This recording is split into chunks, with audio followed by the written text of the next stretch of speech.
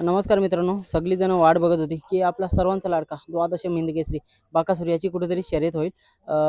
पण आज ते नशिबात नव्हतं. चला मोहित शेठ बोलूया. मोहित शेठ नमस्कार. नमस्कार. मोहित शेठ आज काय सांगाल, एक अशा अपेक्षा घेऊन आलेली मुंबईमध्ये, दुपारचा संपूर्ण ऊन काढला, पण शेवटी हातामध्ये निराशा आली. नमस्कार. नमस्कार. मामा आज खूप अशा अपेक्षा घेऊन आलेलो, एक मोठा प्रवास करून आलेलो, पण तुम्ही आता 1 ते 1.5 तास झाले शर्यतच जमवत होता, ती शर्यत जमली नाही. काय झालं होतं नक्की?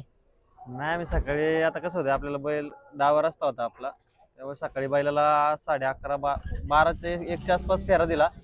तेव्हा बसून जो मोईल शर्यत जमवा गेला होता, आत्ताशी आला तरी पण काही शर्यत जमली नाही.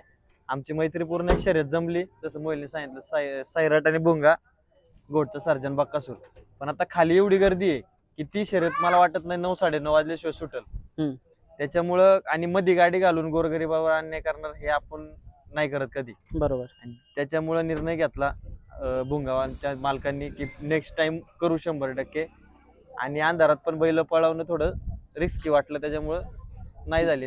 बरेच जण फॅन फॅमिली आली होती बैलाचं शर्यत बघायला, काही जण लाईव्हला पण विचारत होती, फोन करून विचारत होती. पण आता आम्हाला तसं फिक्स नव्हतं की गाडी जमल की नाही. आता डायरेक्ट ते डिसिजन घेतला की गाडी नाही होणार म्हणून.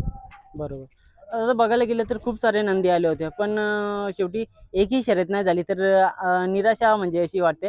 किती नाराज आहात का तुम्ही आज?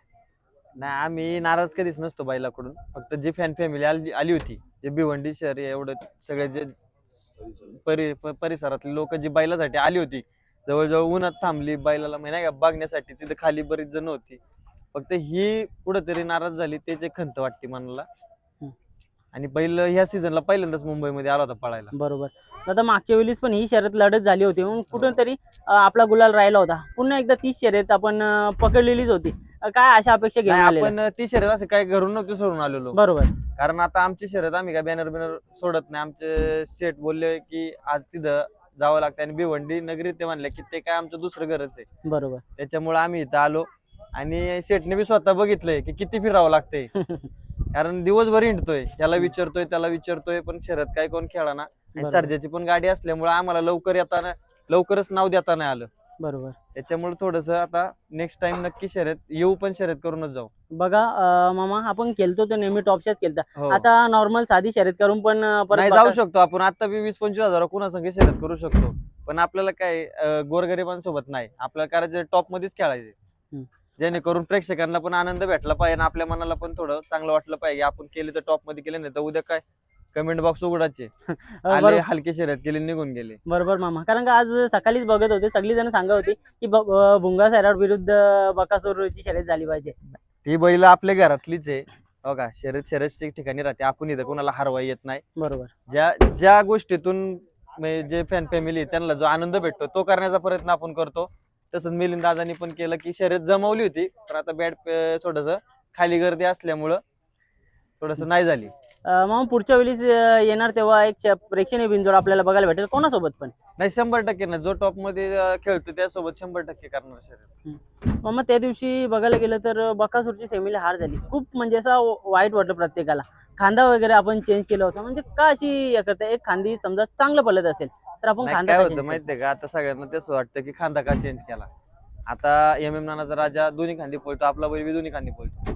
आता आपला बैल थोडा त्या दिवशी गटाला कमी पळाला, त्याच्यावरनं प्रत्येक गाडा मालकाला वाटणारच की बाबा डावीने बैल कमी पळाला तर उजवी निघाला. बरोबर. ते म्हणले की उजवी निघाला, पण आम्हाला माहितीये की बैल पहिला फेरा डावीने पळतच नाही, त्यावेळी रिक्स घेऊन आपण तिथं पळवला होता. आणि राजा पण डावीने चांगला पळतो, पण मैदानाचं काय आलं, मैदानात थोडा एकार होता डावीला, त्याच्यामुळे राजाला बैलाने पळताच आलं नाही, दोन्ही गाडीच पळाली नाही.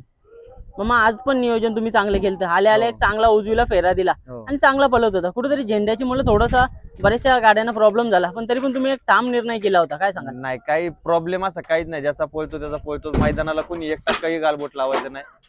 मैदान हे अतिशय सुंदर, जे प्रेक्षकांसाठी. आज तुम्ही बघा बाकीच्या मैदानावरती लोक दिवसभर उन्हात असतात गाड्या लावून, आज मस्त गॅलरीत बसून आनंद घेतात ते.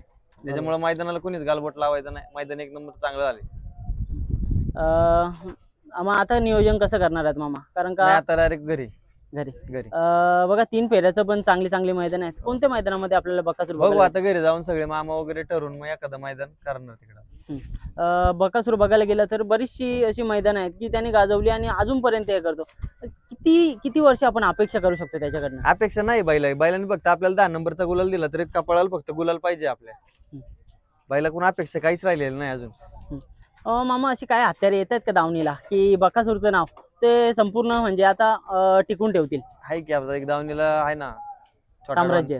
नाही महाराज आहे, साम्राज्य आहे, बरीच नंदी आहेत. काय वाटतं बकासूरचे काय गुण दिसतात का त्यांच्यामध्ये? महाराज आहे थोडा बकासूरच्या पाऊल थोडं कुठेतरी माग नाव चालवलं आमचं अड्ड्यात. आता परत एकदा 22 तारखेला एक चांगलं नियोजन आहे 3 फेऱ्याचं. मागच्या वेळेस आपण जिथे 3 फेऱ्याला गेलो होतो ना तिथे कसं काय नियोजन करायला? 21 ला आमच्या भागात मैदान आहे मोठं, त्याच्यामुळे 22 अजून सांगू नाही शकत लगेच. ओके.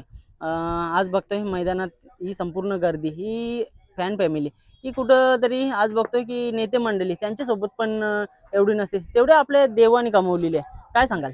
बैलांनी स्वतःच्या पळावरतीच हे सगळं साम्राज्य कमवलेलं आहे, त्याच्यामुळे त्याच्यावरती जीवापाड प्रेम करणाऱ्या लोकांना पण आज सगळ्यांची दिलगिरी व्यक्त करतो की जेणेकरून तुम्हाला थोडासा त्रास झाला, आम्ही शर्यत झाली नाही, पण नेक्स्ट टाइम नक्की येऊ आणि चांगली शर्यत करूनच जाऊ.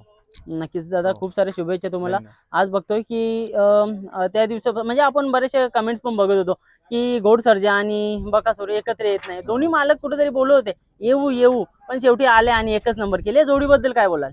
नाही, गाडी पळती, दरार आहे गाडीचा सगळ्यांच्या मनामध्ये, आणि गाडी नरमादी गाडी पळती, त्याच्यामुळे काही ते येत नाही. आणि बघायला गेलं तर सर्जा पण आपल्याच तालमीतला आहे आणि सगळी जवळची संबंध आहेत. काय सांगाल? सगळीच बैल जेवढे महाराष्ट्रातली सगळी बैल सगळे आपले सगळ्यांसोबत चांगले, कोणा संघ वाईट पण नाहीये, सगळ्यांसंग गोडागोडीने शर्यती होतात, त्याच्यामुळं आणि हे शर्यत क्षेत्र आपल्याला टिकून ठेवायचं.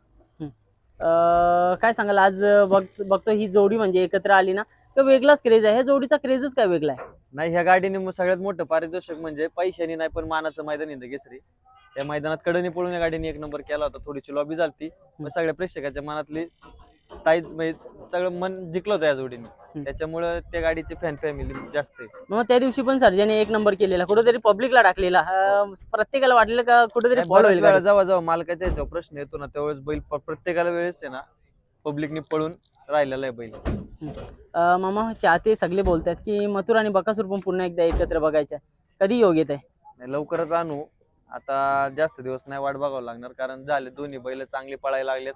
100% मुंबईला बिनजोडला बैल पळू आपण. चालेल मामा. आई एकविराज आईच्या इथे 31 तारखेला तो पण मैदान आहे, बकासूर दिसेल का तिकडे? बघू ना आता मामा काय ठरवतील तसं. चालेल चालेल मामा, शुभेच्छा देतो तुम्हाला, जास्त वेळ घेतलाय. आणि आज बघतोय सगळी ही फॅन फॅमिली आहे ना, ही कुठून कुठेतरी पैशाने नाही पण सर्व प्रेमाने कमवलेली आहे. खूप साऱ्या शुभेच्छा दादा तुम्हाला, धन्यवाद. नाही, आज मोठी शर्यत करायची हेतून आलो होतो, सगळं आयोजन नियोजन लावून आलो होतो.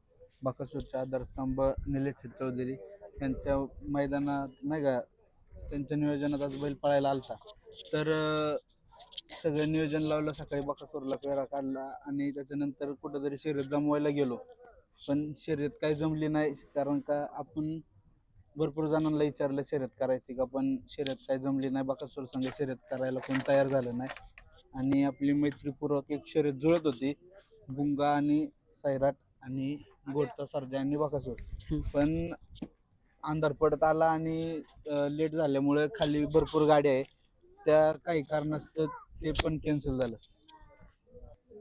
दादा नगरसेवक निलेश दादांबद्दल काय सांगाल? कारण का त्यांचा एक खंबीर साथ आणि मला तर वाटतं जेव्हा जेव्हा आपल्या एक मोठ्या मॅची असतील किंवा काय असेल, दादांच्या आग्रहास्तव नेहमी आपला बकासूर म्हणजे सर्वांचा लाडका देव, या देवाला बघण्यासाठी संपूर्ण भिवंडी नगरी येत असते. काय सांगाल?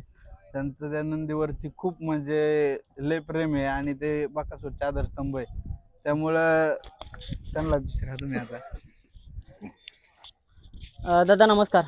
नमस्कार. दादा संपूर्ण माहिती द्या ना आपली थोडक्यात. मी निलेश हरिचंद चौधरी, भिवंडी महानगरपालिकेमध्ये 25 वर्षापासून नगरसेवक आहे आणि जिथपासून बकासूर महानंदी यांच्यावर आमचा पूर्ण परिवार, आमचा पूर्ण गाव आणि पूर्ण शहर या नंदीवर प्रेम करतो आणि त्याच्या प्रेमाच्या खातीर आम्ही काही करण्यास तयार असतो आणि आमच्याच प्रेमाच्या खातीर आज ते इताडा इथं जगनशेठच्या मैदानात खेळण्यासाठी आलेले. दादा काय सांगाल? कारण का बघा महाराष्ट्रात असे खूप कमी नंदी आहेत, मला तर वाटतं जगामध्ये असं एकमेव नंदी जो संपूर्ण जगावरती राज करतो, त्याचं बोलबाला आहे आणि तो नंदी एक आपल्या शब्द खातीर इथपर्यंत येतो, काय अभिमान वाटतोय तुम्हाला? अभिमान तर आम्हाला खूप आहे, आमच्या परिवाराला आहे, आमच्या गावाला आहे, आमच्या भिवंडी शहराला आहे. ज्या नंदीचे 3.5 करोड रुपये इस्रायल देशाने मागितलेला, तर याच्यावर रिसर्च करायचा आहे आम्हाला, हा नंदी कसा पळतो. आणि हा नंदी जर आपल्या भिवंडी शहरात येतो, भिवंडी ग्रामीणमध्ये येतो, हे आपले भाग्य आहे. आणि अशा महानंदीला त्याला देवाची उपमा दिलेली आहे, कारण की त्याच्यापुढं कुठलाच नंदी नाही. 12 वेळा हिंद केसरी झालेला बकासूर हा नंदी आज आपल्या भिवंडीत आला. मी मोहिलचे मामांचे खूप खूप आभारी आहे. तुमच्या माध्यमातून एकच विनंती करीन का भिवंडी शहरावर तुम्ही असंच प्रेम दाखवा, आमच्या परिवारावर दाखवा. आम्ही महानंदीला कधीही न विसरणारी लोक आहोत. बरोबर. दादा नंदीकडे बघता काय वाटतं बघा, हा एक घरच्या गाईचा वासरू एवढं मोठं नाव करू शकतो, एक जगभरामध्ये प्रसिद्धी करू शकतो.